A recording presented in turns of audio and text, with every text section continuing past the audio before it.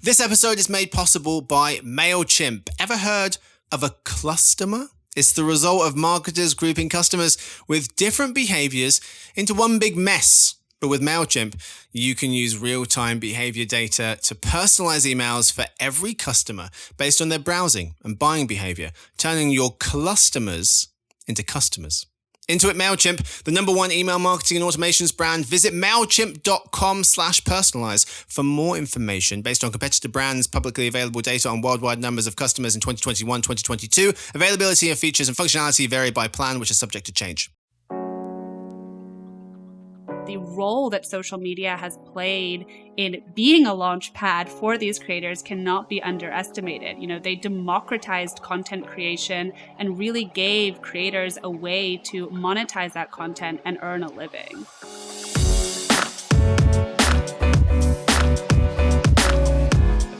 Hey gang, it's Monday, October 16th. Jasmine and listeners, welcome to the Behind the Numbers Daily, an e-marketer podcast made possible by Intuit MailChimp. I'm Marcus, and today I'm joined by our principal analyst covering everything social media based out of California. We refer to her as Jasmine Enberg. Hi, Marcus. Hey, everyone. Hello there. Today's fact. Okay, so Is it a Finland fact? No, you asked me before the show if it was. I didn't have the I'm so disappointed. To upset you before it recorded. I was also nervous you wouldn't do the show if I admitted it beforehand. So now that you're here, you don't have a choice but to listen. But it's not about Finland. Today, I don't know why it's about this, but it's about sloths. Ooh. So apparently sloths can hold their breath longer than dolphins. Who's measured this? Yeah, that's a good point. So the stopwatch and one of each animal. All right, ready, go. How did they choose these two animals? This is a very random. I don't know why we do this. These are all ridiculous. Dolphins need to come up for air every 10 minutes. I think they can go 15 to 20 if necessary. But by slowing their heart rate down, sloths can actually hold their breath for 40 minutes. Do you know what the evolutionary purpose of that is? So they have a slower metabolism, and so that's why they move so slow, because they need to conserve energy. So I think that just as a byproduct of being able to conserve energy so well, if you happen to put one in water, they would be able to stay under longer than a dolphin. Very interesting. Yeah, this one was so ridiculous. I brought a backup just in case you were like, this is stupid. So Fruit Loops, there we are. They're all the same flavor, despite their different colors. That doesn't surprise me. Oh, really? I told someone this recently. I've never seen anyone more devastated. Well, it's kind of like M&Ms, right? I swear they're all the same. They're just different colors. Are they? I think so. Oh, God. Do they taste different to you? Existential crisis. We have to move on. Probably not. Anyway. That may not be a true fact, but that's just not how I feel about it. None of these are. Why we bother? Anyway, today's real topic, how influencer marketing is changing.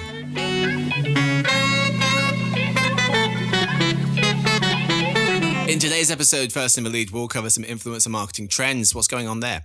Then for another news, we'll discuss what freedom of speech on social media actually means and what the right approach to social commerce might be. We start, of course, with the lead. We're talking about some influencer marketing things. And we want to start with an article, recent Adweek article from Chief Strategy Officer at We Are Social, Moby Nazir, who wrote that the people who influence the platforms they use and the ways in which they participate are evolving into something very different from what we have experienced in the past. So she's saying creators they're changing.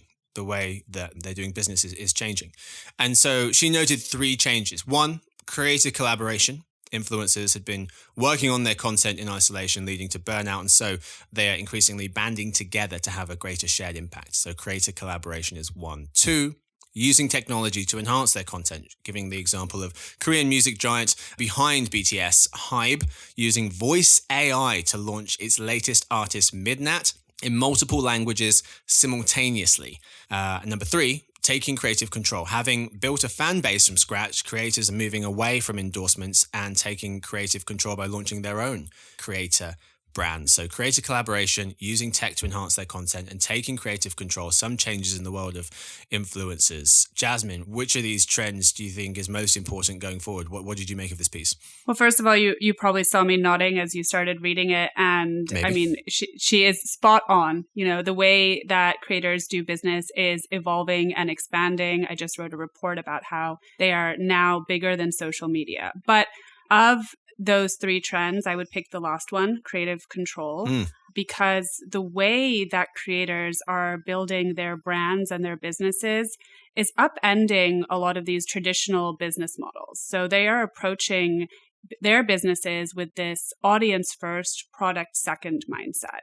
So they're building these incredibly strong communities online and building a ton of trust among their followers. And then they're introducing products that speak to those communities. And because they've built up that trust, their followers, their fans are purchasing from them as a result. Now, of course, not every creator is going to be able to accomplish this, and not every single creator-founded brand is going to be as successful as some of the ones that were mentioned in the article, like Prime or Chamberlain Coffee. But it's having a ripple effect across, the entire economy in terms of how brands are approaching their businesses and as they're going kind of over the top of these established business models. Yeah, something else is having a ripple effect. You mentioned in the world of influencers are the Hollywood strikes. Why to you, as you write in one of your recent pieces, why to you are the Hollywood strikes a wake-up call to marketers? Well, I think there are still a lot of marketers, social platforms, and entertainment companies that really underestimate the power of creators. And as the Hollywood strikes progressed, what we saw that it unintentionally boosted creators' power. And you saw companies really turning to creators more for deals because they weren't able to tap actors or writers, for example. Of course, there was a lot of creators that stood and continue to stand in solidarity with some of the striking actors and are refusing deals from struck companies. But at the same time, you're seeing this growing importance of creators to marketers' strategies. But we're also seeing creators start to diversify their revenue streams. Building their own businesses is a good example, but some of them are also going off and creating their own media networks or branching out into things like podcasting or even fast channels. And that is reshaping the way that entertainment is being provided and consumed. I thought that was fascinating. You talk about taking a tiny step back, talk about social platforms being a launch pad rather than a final destination for many creators, saying while the platforms are still the main way most creators build audiences and make money through brand sponsorships, being a content creator is now a career path that can lead to becoming a business owner, an investor, or an entertainer. And then that kind of springboards quite nicely into this other point, which you just mentioned, creators establishing their own media entities. You mentioned folks like Alex Cooper, YouTuber Mr. Beast, launching their own audio and video networks, pointing out not everyone can do this, but the growing success of those ventures, you say, should be a signal to entertainment companies that creators can do much more than just generate hype or hawk products. And there's this constant tension, right? Especially when you're looking at social platforms and creators in terms of what creators want and what the social platforms want. I will say, though, as this balance of power within the platform creator relationship is sort of shifting more towards the creators, they both need each other in order to thrive. And the role that social media has played in being a launch pad for these creators cannot be underestimated. They democratized content creation and really gave creators a way to monetize that content and earn a living. Yeah. Let's talk about some of the platforms that folks are using for the influencer strategies. How is the landscape changing in terms of the platforms used by marketers for influencer marketing? So Instagram is by far the number one platform used for influencer marketing. And I think you're going to bring up another report that I recently wrote about influencer marketing by platform. Yep. And my approach to that report was when I saw the data from our forecast and saw just how many marketers were using Instagram versus, say, TikTok or YouTube, the immediate question that I had was, are marketers too over-reliant on Instagram? And as any good analyst or researcher would do, I called up a bunch of marketers and brands and asked that question, and the overwhelming response was no. And so Instagram is still very much a core part, if not the anchor, for most creator strategies. But we're also seeing that about 50% of US marketers now use TikTok. So there's certainly a diversification among marketer platforms as well. I will say, though, that Instagram Reels is still ahead of TikTok by a small margin. Yes. That was one of my takeaways. Yeah, marketers are using lots of platforms. It's not like it's Instagram and then a humongous 80% gap and then just very few people using the other ones.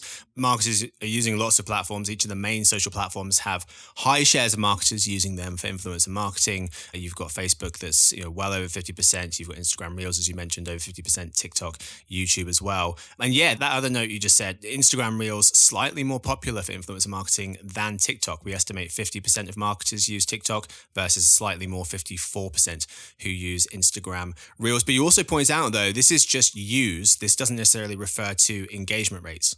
No, it doesn't. And I mean, I think one of the reasons that Instagram Reels is more popular than TikTok, even by that small margin, is because marketers are comfortable on Instagram. A lot of them have built their brands there, their businesses there. They have strong followings there. And of course, Instagram has incredibly strong branded content tools. But when you do look at engagement rates kind of across the board, you see that TikTok outperforms a lot of the other platforms.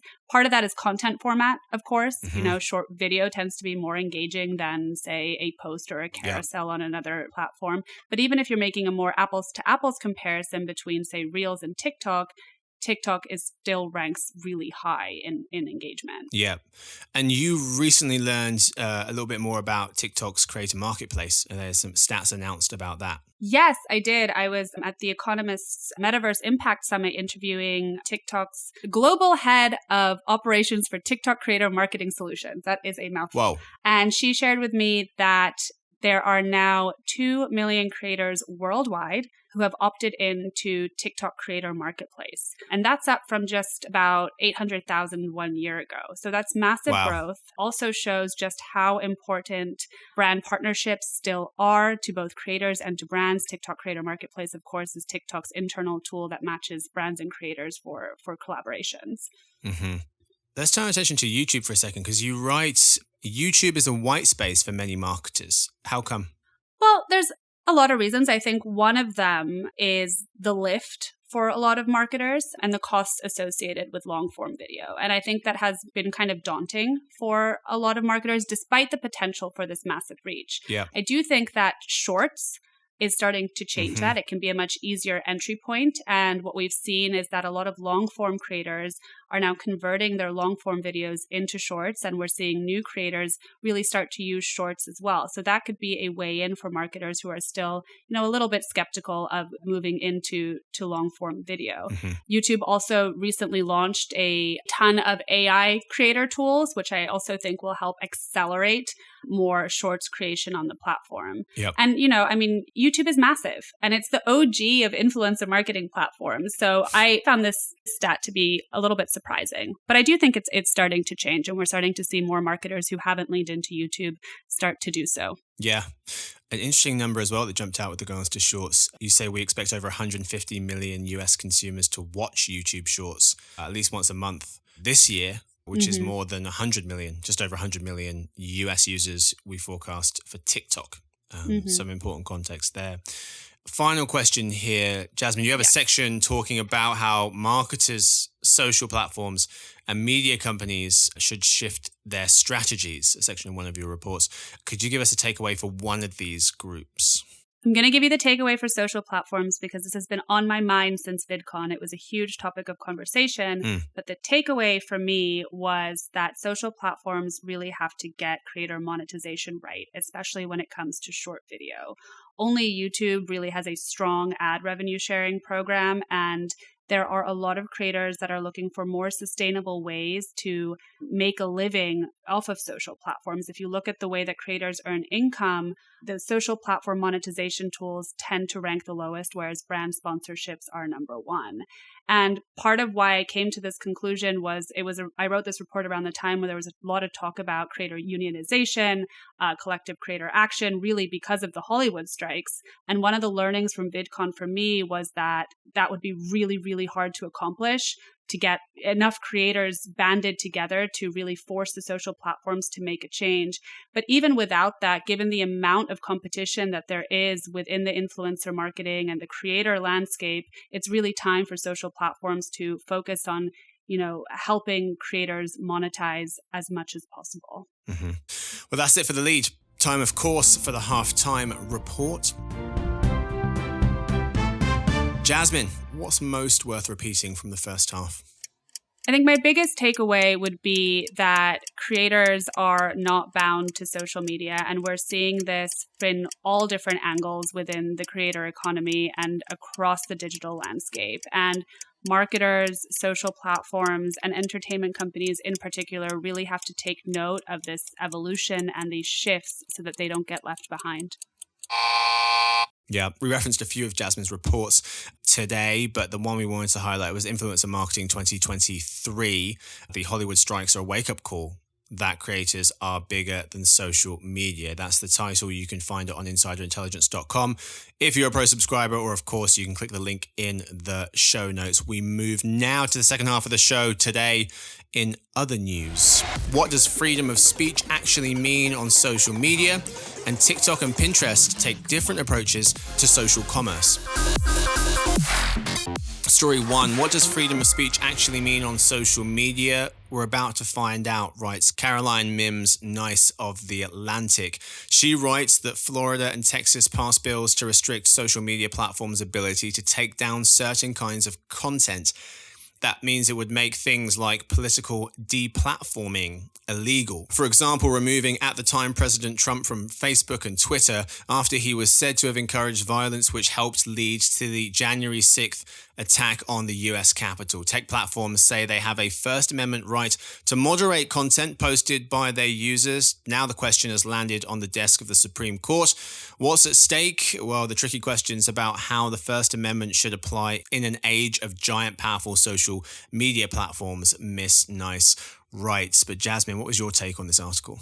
Well, there's a real sense of urgency about this, right? I mean, we're coming up into an election year where there's already major concerns about misinformation and disinformation and the platform's ability to be able to combat that.